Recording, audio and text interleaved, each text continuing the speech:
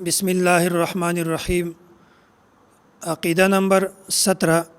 ذلك بأنه على كل شيء قدير وكل شيء إليه فقير وكل أمر عليه يسير لا يحتاج إلى شيء ليس كمثله شيء وهو السميع البصير. دا تیرو عقیدو کې مونږ دا خبره بیان کړې وه چې الله تعالی د صفت خالقیت سره د ازل نه متصف ده او صفت ربوبیت سره هم متصف ده، صفت محیی د سره هم متصف ده، داسې نور صفات دي. نو دا خبره هم مونږ کړې وه چې الله تعالی د همیشه نه د داسې صفاتو سره متصف ده. نو دا خبره مونږ ولې کړې وه؟ په دې باندې امام طحاوي رحمت الله علیه دغه دلیل پیش کړی ده.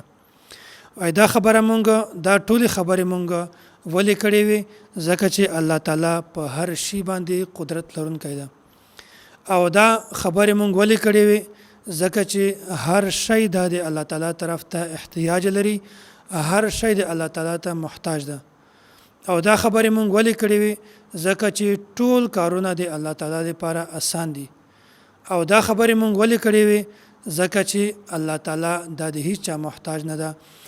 د یو شی په پیدا کولو نه بعد د الله تعالی د یو صفت متصف کول دا ټیک نه دی، بلکې د یو شی په پیدا کولو نه مخکې هم الله تعالی د یو صفت سره متصف ده. خالقیت و صفت ته که الله تعالی څوک پیدا کړی نه وي، بیا هم الله تعالی د ازل نه خالق ده. او الله تعالی چې کله څوک پیدا کوي په یو وخت کې د صفت خالقیت ظهور کیږي. او یو دلیل دا هم بیان کړی ده چې الله تعالی د مخلوقات د مشابهت نه پاک ده. مخلوقات د خپل ذات او صفات کې د غیر محتاج دي. الله تعالی ذات او په صفات کې د هیڅ محتاج ده نه ده. عقیده نمبر 18. خلق الخلق بعلمه. الله تعالی ټول مخلوقات پیدا کړی ده د خپل علم سره. الله تعالی ته د دې خبرې علم شته چې زبا څوک پیدا کوم، زبا څوک په کوم شکل باندې پیدا کوم، او زبا څوک په کوم وخت پیدا کوم، د کوم وخت لپاره پیدا کوم، او څومره وخت لپاره به زه پیدا کوم، په کوم ځای کې پیدا کوم. د دې ټولو خبرو الله تعالی ته علم شته. د انسان یو ذره هم داسې نشته چې دغه باره کې الله تعالی ته علم نه وي، بلکې الله تعالی ته د انسان د هر پرزې د هر ذرې په باره کې دا علم ده چې دا انسان به وس کوم کار کوي، او دا به آینده کوم کار کوي، او دا تیر شوی کوم کار کړی ده، او دا به کوم خوراک کوي، او دا به کوم نیک عمل کوي، او کوم ګناه به کوي. الله تعالی ته د دې ټولو کارو علم شته. عقیده نمبر 19. وقدر لهم اقدارا. الله تعالی د دوی لپاره تقدیر جوړ کړی ده. اتره عقیده وا الله تعالی د خپل علم سره مخلوقات پیدا کړی ده، او بیا د دوی لپاره تقدیر هم جوړ کړی ده چې دا انسان به ژوند څومره وي، د کوم وخت پورې به دا ژوندی وي، او دا به څومره نیک عمل کوي، او څومره به د ګناه ول کارونه کوي. د دې ټولو علم الله تعالی ته شته. په دې کې یو مسله ده ډیره اهمه د تقدیر والا. د تقدیر په مسله باندې هغه خلک اشکال کوي چې کوم ته د تقدیر معنا په سمج کې نه ورځي، او مونږ نه د تقدیر جواب ځکه نه جوړیږي چې مونږ ته هم د تقدیر معنا په سمج کې نه راځي. استاد محترم متکلم اسلام حضرت مولانا محمد الیاس ګمن حفظه الله د عقیده په باب کې بار بار دا خبره کوي، وای مخالفو د مونږ په عقیده باندې ځکه اعتراض کوي، ځکه اشکال کوي چې هغه ته د مونږ عقیده په سمج کې نه ورغلي. کچیرته دوی ته د مونږ عقیده په سمج کې ورغلي وای نو دوی به کله هم دا اشکال نه کوو.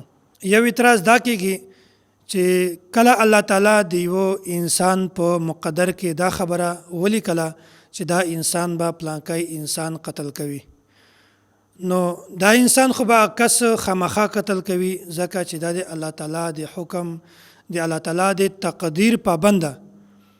نو بیا دا کس قصاصا ولی قتل کیږي. او دوم اعتراض دا ده چې کله الله تعالی یو کس په تقدیر کې په مقدر کې دا خبره لیکلی وي چې دای به کفر اختیاروي، نو دا خو به کفر خامخا اختیاروي، ځکه چې الله تعالی د تقدیر پابنده. بیا دا سړی جهنم ته ولې ځي که جهنم ته ولاړ شي دا خو بیا ظلم ده. نو دا خبره په ذهن کې کېنوئ چې تقدیر علم الهی او د امر الهی د مجموعي نوم ده. تقدیر صرف د امر الهی نوم نه ده. کوم کسان چې د تقدیر په مسله باندې اشکال کوي هغه تقدیر صرف امر الهی ګڼي چې دا صرف د الله تعالی حکم ده، د الله تعالی فیصله ده، دا به خامخا کېږي، حالانکه دا خبره بالکل غلطه ده. تقدیر دا صرف د امر الهی نوم نه ده چې د الله تعالی فیصله ده بیا به خلق کار خامخا کوي، بلکې تقدیر د علم الهی او د امر الهی د مجموعي نوم ده. نو کوم کسان چې اشکال کوي هغه صرف تقدیر د علم الهی نوم ګڼي، او هغه خلق چې کوم د دې جواب نشي ورکولی هغه هم صرف تقدیر دا د امر الهی نوم ګڼي، حالانکه تقدیر دا د علم الهی او د امر الهی د مجموعي نوم ده. د دې دواړو مطلب څه شی ده؟ یو دا علم الهی او یو دا امر الهی. علم الهی مطلب دا ده چې الله تعالی په علم کې دا خبره وا چې زبا پلانکی سړی ته دا اختیار ورکوم او چې دی بیا په خپل اختیار سره دا کار کوي. د الله تعالی په علم کې وا چې زبا پلانکی ته اختیار ورکوم او دی بیا کفر اختیاروي. د الله تعالی په علم کې وا چې زبا پلانکی ته اختیار ورکوم او دی بیا یو کس قتل کوي. الله تعالی په علم کې وا چې زبا پلانکی ته اختیار ورکوم او دی بیا شراب څکي. الله تعالی اختیار ورکړی دی کدی کار کوي او کنه کوي، خو بیا هم هغه کار بدی کوي. نو بیا الله تعالی ولیکي چې دا کس په کفر اختیاروي، دا کس په پلانکی سړی قتل کوي، دا پلانکی به شراب شي، دا به زنا کوي، دا بیا ورسته الله تعالی ولیکي. د الله تعالی په علم کې وا ځکه الله تعالی دا ټول کارونه ولیکي.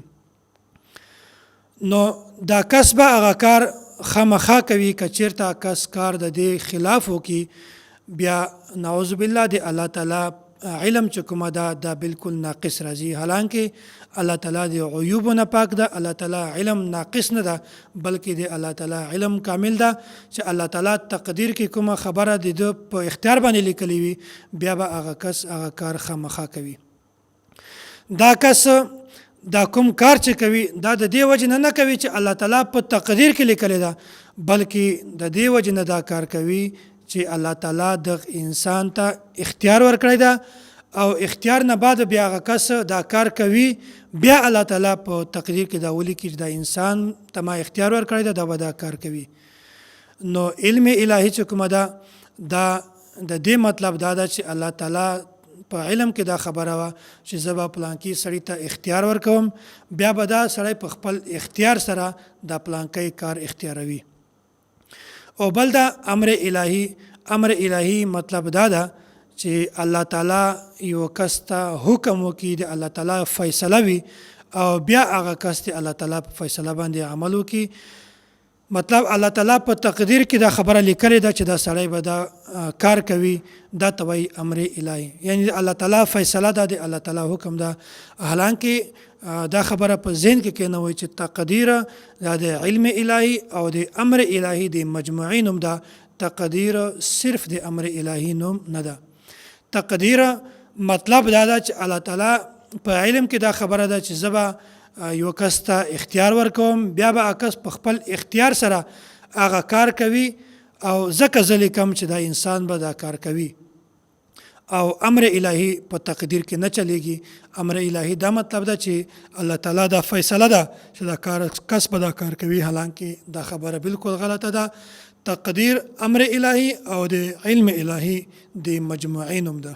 دا یوه مشهوره واقعه ده، دا به تاسو اورېدلې وي چې یو کس دغه د غلا کولو عادت و، همیشه به د غلا کوله باغ ته به او د به انګور پټول.